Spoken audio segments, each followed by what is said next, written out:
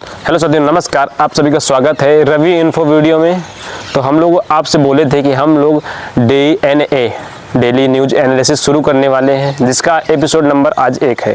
तारीख है 24 जनवरी 2026। तो आप लोग जुड़े रहिएगा और मैं कुछ क्वेश्चन आप लोगों के लिए तैयार करके लाया हूं जो आप लोगों को बेहद ज़रूरी है, जो आपके कंपटीशन एग्जाम में भी पूछेगा। तो आप ये कुछ क्वेश्चन आपको बताता हूँ, तो आप लोग ज़रूर सुनिएगा। कि जैसे पहला क्वेश्चन हमारा होगा, देखिए जैसे बताया था आपको, नेशनल और इंटरनेशनल लेवल के क्वेश्चन होंगे। जैसे पहला क्वेश्चन हमारा है कि उत्तर प्रदेश गौरव सम्मान जो हमारे गृह मंत्री अमित शाह द्वारा 5 व्यक्तियों को दिया जा रहा है। और इसमें देखिए पहले व्यक्ति का नाम शुभांशु शुक्ला जो हमारे अंतरिक्ष यात्री थे, और एक कवि हैं डॉक्टर हरिओम पावार, ठीक है। और उद्यमा के लिए प्रयागराज के लिए जो अलख पांडे जी उनको दिया जा रहा है। और चौथा पुरस्कार है जो शिक्षा के लिए रश्मि आर्य जी को दिया जा रहा है। और पांचवा कृषि वैज्ञानिक डॉक्टर सुधांशु सिंह उनको दिया जा रहा है। इसकी जो थीम है उसकी है विकसित भारत और विकसित उत्तर प्रदेश। ये 3 दिवसीय प्रोग्राम होगा, जिसमें देखिए स्वागत होगा, प्रस्तुतियाँ जो सांस्कृतिक प्रस्तुतियाँ होंगी उसमें देखिए किस भाषा से प्रस्तुतियाँ की जाएगी, जैसे हिंदी, संस्कृत, ब्रज, अवधी और भोजपुरी। तो इसका जो प्रोग्राम होगा ये राष्ट्रीय प्रेरणा स्थल 24 जनवरी से 26 जनवरी तक होगा, और लोकेशन होगी इसकी लखनऊ। तो इसी क्रम में आपकी दूसरी सूचना यह है कि अमेरिका ईरान में तनाव बढ़ा।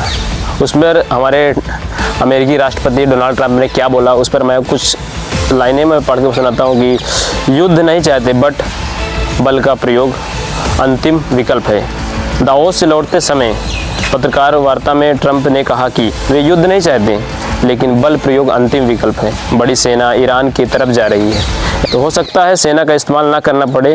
इनके पास 290 युद्धपोत हैं और 11 विमान वाहक पोत इस बेड़े में हैं, और 7 बेड़े दुनिया भर में तैनात हैं। यानी डोनाल्ड जो अमेरिका के 7 बेड़े दुनिया भर में पूरे दुनिया में तैनात हैं। इजराइल को मिसाइल भेज रहा है अमेरिका, यानी इजराइल की पूरी सहायता अमेरिका जो कर रहा है उस पर ईरान के जो हैं वो ईरान की तरफ से क्या बोला गया, अमेरिका और इजराइल हमारी ताकत को कम ना आके, यानी ईरान का कहना है कि अमेरिका और इजराइल हमारी ताकत को कम ना आके। ट्रंप की धमकी पर ईरान के रिवॉल्यूशनरी गार्ड्स के कमांडर जनरल मोहम्मद फकपूर ने अमेरिका और इजराइल को चेतावनी देते हुए कहा कि हमारी ताकत को कम ना आके, सलाह देते गलत आकलन से बचें ताकि दर्दनाक और अफसोसजनक अंजाम का सामना ना करना पड़े। ये डोनाल्ड ट्रंप को संबोधित की गई लाइनें हैं जो वहाँ के हैं उन्होंने दिया है। वहीं ईरान सुप्रीम लीडर आयतुल्ला खली के प्रतिनिधि मजीद हकीम इलाही ने कहा देश में हालात इस समय पूर्ण नियंत्रण में हैं।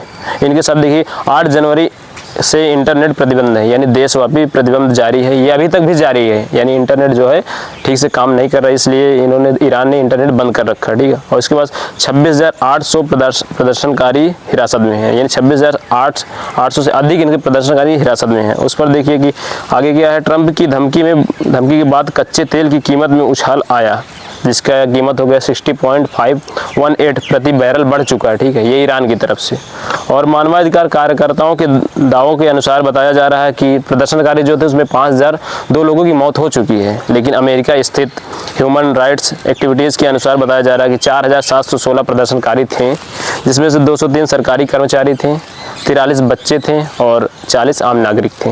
ईरान सरकार द्वारा बताया जा रहा है कि 3117 मारे गए, जिसमें से 2774 नागरिक सुरक्षा बल के जवान थे और शेष जो आतंकवादी थे।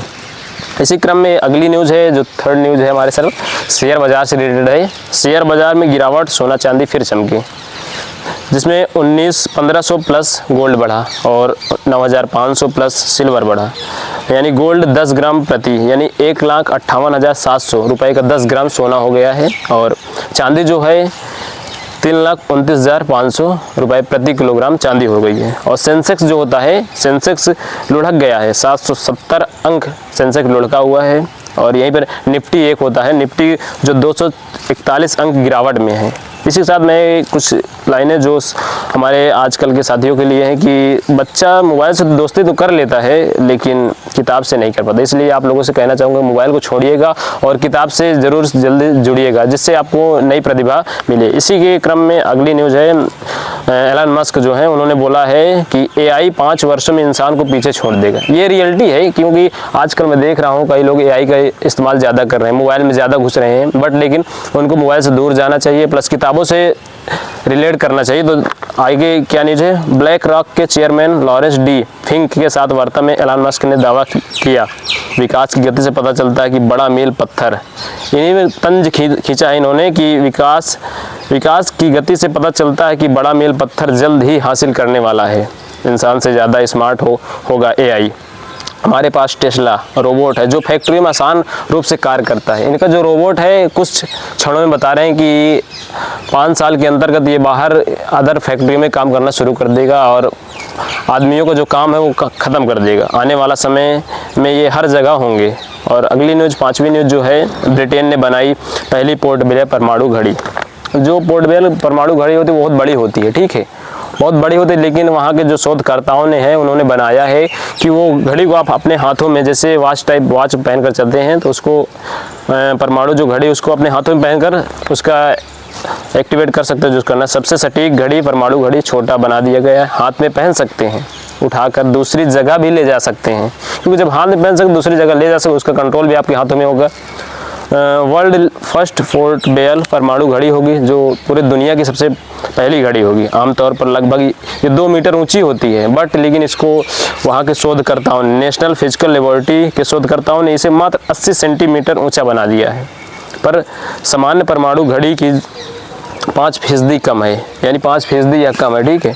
तो उसके बाद है कि जो देखिए इंटरमीडिएट वालों को प्रैक्टिकल जो है, इसमें अपने नेशनल लेवल से न्यूज़ है कि इंटरमीडिएट जो प्रैक्टिकल होता है कि 24 जनवरी से स्टार्ट हो चुका है, उसका जो अब ऑनलाइन से प्रोसेस होगा, यानी एक बार तो नंबर चढ़ेंगे आपके, फिर दोबारा उस नंबर को चढ़ाया जाएगा, यानी उसकी जांच की जाएगी सही है या गलत, तो उस आपके शिक्षक जो होंगे उसके थ्रू होगा। तो इसी के कड़ी में अगली न्यूज़ है कि चीन के मुकाबले यूपी बिहार में ज़्यादा बच्चों का जन्म।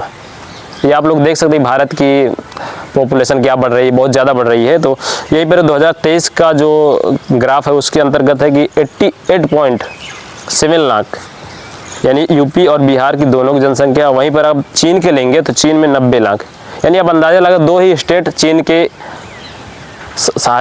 साथ रह सकते हैं, ठीक है, यानी 2 स्टेट उसके बहुत अंदाजे में है। और उसके बाद फिर देखिए जैसे इसमें ग्राफ क्या, नाइजीरिया का है 76.4 है, पाकिस्तान का 69.1 है, और कांगो का 45.6, इंडोनेशिया का है 44.4 लाख, ये लाख में से इसको देखिएगा। इथोपिया का है 41.1, अमेरिका का है 36.6, बांग्ला का है 34.4, ब्राज़ील का है 25.5। ये 8 देश हैं जिनकी पॉपुलेशन ठीक ठाक है, बट लेकिन अपने देश भारत देश की पॉपुलेशन बढ़ती जा रही है। इसको कंट्रोल करना बेहद ज़रूरी है, नहीं आगे आने वाले समय बहुत बड़ा कार्य होने वाला। और उसके साथ देखिए संयुक्त राष्ट्र का अनुमान है कि जो भारत की पॉपुलेशन होनी चाहिए, संयुक्त राष्ट्र का अनुमान है 87.1 लाख होनी चाहिए था, ठीक है, लेकिन भारत में 2.30 करोड़ जन्म का अनुमान लगाया गया है। तो इसी के साथ आप हमारे DNA न्यूज़ एनालिसिस के साथ जुड़े रहिए, आप लोगों को नई न्यूज़ देते रहेंगे। आज तो थोड़ा सा आज शुरुआत थी, एपिसोड नंबर 1 था, अगले एपिसोड में बहुत धमाल होने वाला, तो जुड़े रहिए नए एपिसोड के लिए। शुक्रिया।